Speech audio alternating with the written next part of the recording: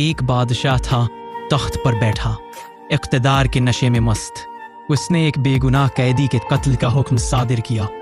قیدی مایوسی کے عالم میں دل شکستہ ہو کر بڑبڑانے لگا۔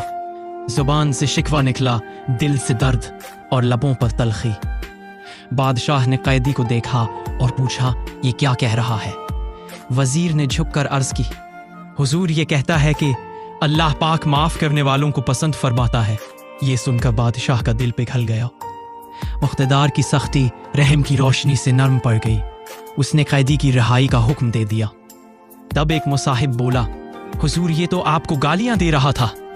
بادشاہ مسکرا دیا اور فرمایا، وزیر کا نیکی پھیلانے والا جھوٹ تیرے فتنہ انگیز سچ سے بہتر ہے۔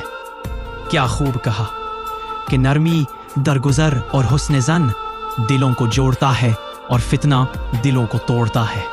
اے رب کریم، ہمیں وہ دل عطا فرما جو معاف کرنے میں جلدی کرے، وہ زبان عطا فرما جو خیر ہی بولے، اور وہ نظر عطا فرما جو دوسروں کی خطاؤں پر پردہ ڈالے۔ اے مالک دل و جان، ہمیں فتنہ سے بچا، نیکی کی راہ دکھا اور ہمیں ان لوگوں میں شامل فرما جنہیں تو اپنا محبوب کہتا ہے۔ آمین یا رب العالمین۔